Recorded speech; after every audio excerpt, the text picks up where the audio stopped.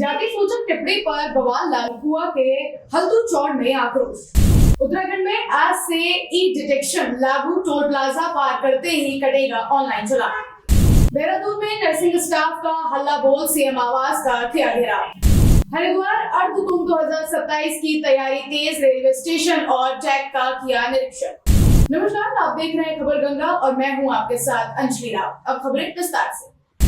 हरिद्वार में मुख्यमंत्री के निर्देश पर जिला प्रशासन ने जन सुनवाई कार्यक्रम का आयोजन किया, जिसकी अध्यक्षता जिलाधिकारी मयूर दीक्षित ने की। जिला कार्यालय सभागार में आयोजित इस शिविर में जनता की समस्याओं का मौके पर समाधान करने का प्रयास किया गया।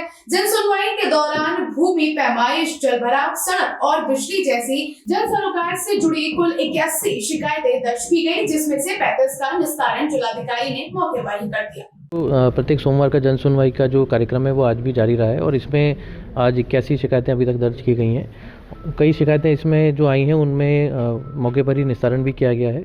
कुछ शिकायतों में अभी फील्ड में मौके पे टीम को भेजा जा रहा है, जो कि मौके पे जाके जैसे कहीं अतिक्रमण हटाना है, कहीं पेयजल बिजली आदि की समस्या उसको देखेंगे। कुछ शिकायतें ऐसी हैं जिसमें कि डिमांड्स की गई हैं, जैसे कि सड़क आदि की, तो उसको आगे योजनाओं में एक बार हम उसको परीक्षण करके उसको प्रस्तावित करेंगे। और अभी तक लगातार सोमवार को जो हम जन सुनवाई कर रहे हैं उसमें शिकायतों का जो संख्या है वो लगातार हम देख रहे हैं बढ़ रही है। इसके साथ ही सीएम हेल्पलाइन की शिकायतों का भी रिव्यू किया गया और साथ ही जो अन्य हमारे जो इनिशिएटिव चल रहे हैं जनपद में, मुख्यतः सफाई अभियान का, उसके लिए भी और गति देने के लिए सभी डिपार्टमेंट्स को डायरेक्शन दी गई। उत्तराखंड के रामनगर में कोसी नदी के खनन गेट पर बवाल शुरू हो गया है। कछिया पुल खनन गेट पर सोमवार को दर्जनों ट्रांसपोर्टरों ने तालाबंदी कर वन विभाग और वन निगम के खिलाफ जमकर नारेबाजी की। ट्रांसपोर्टरों का विरोध खनन में 10 टायर भारी वाहनों के प्रवेश को लेकर है। आखिर में हंगामा इतना बढ़ा कि मौके पर पहुंचे एसडीएम प्रमोद कुमार और वन विभाग के अधिकारियों को ट्रांसपोर्टरों के भारी विरोध का सामना करना पड़ा। मेरा नाम जसकरण सिंह, ग्राम प्रधान हूँ मैं यहाँ से धर्मपुर कठिया पुल से। तो अभी एसडीएम साहब आए थे तो उन्होंने हमें आश्वासन दिया कि शाम 4 बजे ये जो डंपर चल रहे हैं उसके रिलेटेड वहीं बात करेंगे। तो मुद्दा ये है कि जो हमारा ये कठिया पुल गेट है इसमें 20% डस्ट टायर चलने की बात हुई थी, तो अब वो चल रहे हैं, मतलब 50% डस्ट टायर चल रहे हैं। तो उसमें क्या कहते हैं 50% डस्ट टायर चल रहे हैं और सब बाहर के लोग हैं, ज़्यादातर सब बाहर के लोग ही चल रहे हैं। यहाँ के लोकल के लोग धूल खा रहे हैं और बाहर वाले आके यहाँ काम कर रहे हैं। तो एसडीएम साहब से मैंने वही मुद्दा रखा था कि इसको निरस्त करिए, जो ओवर हो रखे हैं रजिस्ट्रेशन। तो उन्होंने शाम को 4 बजे मिलने का आश्वासन दिया है। आज गेट में भी तालाबंदी की है? हाँ जी, आज गेट में भी सब ट्रांसपोर्टरों ने लोग मिल के तालाबंदी की है। जब तक इस मुद्दे पे बात नहीं करी जाएगी, कोई भी आश्वासन नहीं दिया जाएगा उनकी तरफ से, तो गेट बंद ही रहेगा जब तक। लालकुआ के हल्दू चौड़ इलाके में सोशल मीडिया पर एक विवादित वीडियो वायरल होने के बाद तनाव फैल गया है। वीडियो में एक युवक द्वारा जाति विशेष के खिलाफ अभद्र और जाति सूचक शब्दों का इस्तेमाल किया गया, जिससे दलित समाज में भारी आक्रोश है। कांग्रेस एससी विभाग के जिला अध्यक्ष इंद्रपाल आर्य के नेतृत्व में सैकड़ों ग्रामीणों ने हल्दू चौड़ चौकी का घेराव कर आरोपियों के खिलाफ सख्त कार्रवाई की मांग की है। एक युवा लड़की के द्वारा मुझे सोशल मीडिया के द्वारा एक अपने समाज के अनुसूचित जाति के व्यक्ति को इस तरीके से उसने बोला है, जो पूरे समाज को अपमानित करने वाला शब्द है। और जो अपमानित किया गया है उससे बड़ा हमारा अपना समाज, अनुसूचित जाति का समाज बड़ा आहत है। इस बात को जहाँ सब्र समाज में, जहाँ सब लोग हम एकता की बात करते हैं, जहाँ लगातार हम लोग सब एक हैं, एक माला में पिरोते हैं। हम लोग एक राजनीतिक परिवार से आते हैं, हमारे पूरे एक संबंध सभी लोगों से हैं, और एक व्यक्ति इस तरीके से बोलना, पूरे समाज को अपमानित करना, तो कहाँ से जोश आया उसको, इसको समझने का विषय है। और हम ऐसे व्यक्ति को बिल्कुल नहीं बख्शा जाएगा। यहाँ पे जो है आज हमारे बीते, मेरी उम्र अभी 50-52 साल की उम्र हो गई सर मेरी, लेकिन आज तक हमने ऐसा कृत्य अपने शोषित समाज, शिल्पकार समाज के लिए आज पहली घटना है इस हल्दू चौड़ में। बड़ा दुख होता है और ऐसे असामाजिक तत्वों के लिए मैं पुलिस प्रशासन शासन से मांग करता हूं कि ऐसे व्यक्ति को बिल्कुल कठोर से कठोर कार्यवाही संविधान के तहत जो भी सज़ा हो सकती है वो मिलनी चाहिए।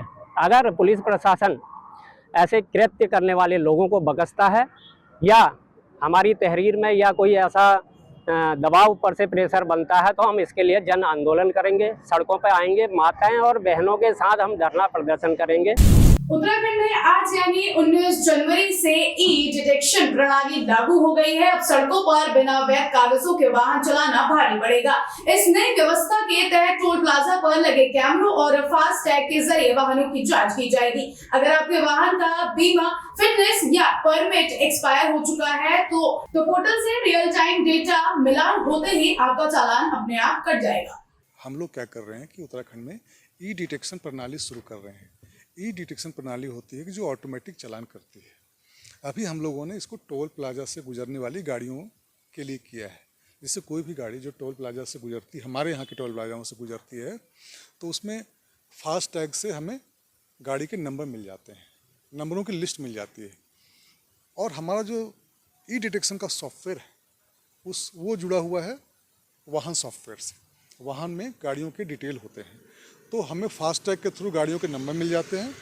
ई डिटेक्शन प्रणाली क्या करता है, उसकी चेकिंग करता है वाहन से चेक करने के बाद अगर किसी गाड़ी के डॉक्यूमेंट लैप्स हो रखे हैं या ख़त्म हो गए हैं, उसकी वैलिडिटी समाप्त हो गई है, इससे इंश्योरेंस है, फिटनेस है, परमिट है, तो क्या करता है कि ई डिटेक्शन प्रणाली उसका ऑटोमेटिक चालान कर देता है और जो गाड़ी का ओनर है उसके मोबाइल नंबर पे SMS चला जाता है कि आपकी गाड़ी का चालान कर दिया गया है।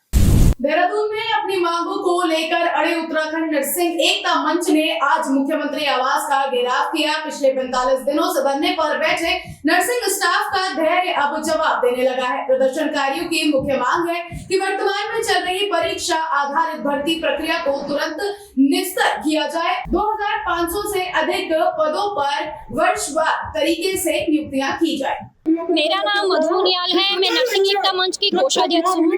सर, आप लोगों का तहे दिल से धन्यवाद। आप एक स्तंभ की तरह, एक स्तंभ है आप, और एक स्तंभ की तरह आप हमारे साथ 46 दिनों से लगातार खड़े हैं। हमारी मांगों को आप जन जन तक पहुँचा रहे हैं। हम लोगों की पहले शुरुआत दिन से और आज तक यही मांग है कि हमारी भर्ती को वर्षवार तरीके से और निष्पक्ष तरीके से किया जाए। हमारे कई साथी ओवरएज होने की कगार पर है। कई लोगों की सर ऐसी समस्या है कि वो बिना प्राइवेट नौकरी के अपने परिवार का भरण पोषण करने में सक्षम नहीं है, और प्राइवेट में इतने शोषण है कि उसको हर चीज झेलनी पड़ती है, घर, परिवार, और बाहर जाकर भी नौकरी कमानी पड़ती है। और आज हम सड़कों पर हैं। आप देखिए परिवार कैसे पड़ेगा। कई लोगों के सपोर्ट बहुत अच्छे हैं, लेकिन कई लोगों के नहीं है। अपनी जायज मांगों के तहत पिछले 45 दिनों से हम लोग एकता विहार धरना स्थल में बने हुए हैं, और ऐसी कोई हमारी नाजायज मांग नहीं है। हमारी सिर्फ एक छोटी सी मांग है जो चला आ रहा है, जो आपने कंटिन्यू इससे पहले किया है और जो इतिहास में अभी तक नहीं हुआ है, आप उसको बदलने क्यों जा रहे हो? और हमारे कहीं ना कहीं आप इसको बदलते हो। हमारे जूनियर भी सरकारी सेवाओं में, हमारे सीनियर भी सरकारी सेवाओं में, हमारे साथ का जो लोग हैं वो भी सरकारी सेवाओं में हैं। कहीं ना कहीं अगर ये लिखित परीक्षा होती है तो 2000 प्लस लोगों का जीवन अंधकार में जाने वाला है। कई लोग हैं जिनके आयु सीमा अधिकतम हो चुकी है, और जब सबको पता है कि जब काम एक्सपीरियंस का है, जब आप पेशेंट के साथ डील कर रहे हो, वहाँ पे आप अनुभव मांग रहे हो, तो फिर आप इस समय रोजगार के समय हमारे लोगों के साथ इस तरीके का सौतेला व्यवहार क्यों कर रहे हो? हमारी सरकार से अभी तक 2-3 बार माननीय मुख्यमंत्री जी से वार्ता हुई है, माननीय स्वास्थ्य मंत्री जी से वार्ता हुई है, लेकिन सिर्फ मौखिक आश्वासन, जिसे कहते हैं टाल मटोल एक आश्वासन दिया गया है कि आपके कार्यों पे विचार किया जा रहा है। लेकिन अगर देखा जाए तो ये सिर्फ एक टाल मटोल का खेल है। और अगर आज हमारे मांगों पर एक चर्चा, ये बात नहीं होती है और हम लोगों को लगता है कि हमारे उसमें कुछ पॉजिटिव कार्य नहीं होने वाला है, तो जो हमारी महिलाएं हैं और जो हमारे पुरुष अधिकारी हैं उनके द्वारा सार्वजनिक मुंडन का कार्यक्रम रखा गया है।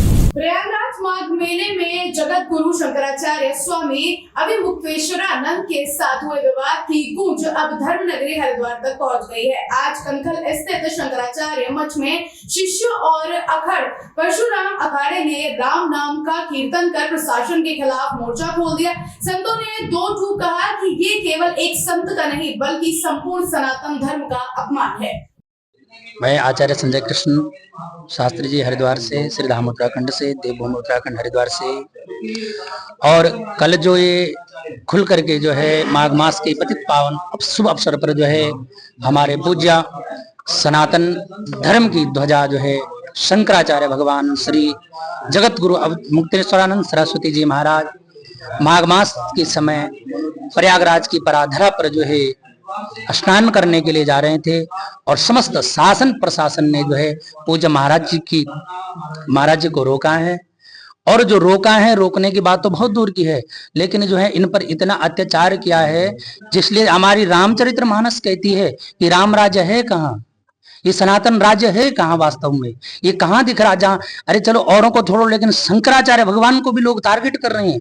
और वहां की जो सरकार है, योगी सरकार, क्या कर रही है? कल से अभी तक कोई समाधान नहीं निकाल पा रही है। भाजपा की सरकार में, ठीक है, और भाजपा की सरकार में ये सब देखने को मिल रहा है। जहां देखो शासन प्रशासन अपनी, और जहां देखो पुलिस वाले अपनी वो दिखा रहे हैं। क्या कुछ शासन प्रशासन कुछ इनका कुछ कहने वाले नहीं है? वास्तव में जो कल माघ मेला प्रयागराज की घटना है, ये हम जैसे को तो हजम नहीं हो रही। इतनी कठोर से कठोर मैं निंदा करता हूं इन प्रशासन अधिकारियों की, वो कम होगी।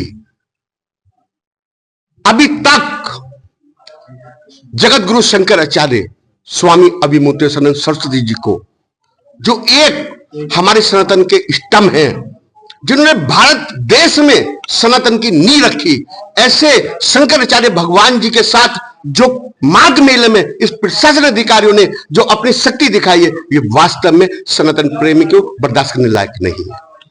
हरिद्वार में होने वाले अर्धकुंभ 2027 के लिए रेल प्रशासन अभी से एक्शन मोड में आ गया है। सोमवार को मुरादाबाद मंडल की रेल प्रबंधक विनीता श्रीवास्तव ने हरिद्वार रेलवे स्टेशन से लेकर हर की पैड़ी तक के रेल ट्रैक और व्यवस्थाओं का गहन निरीक्षण किया।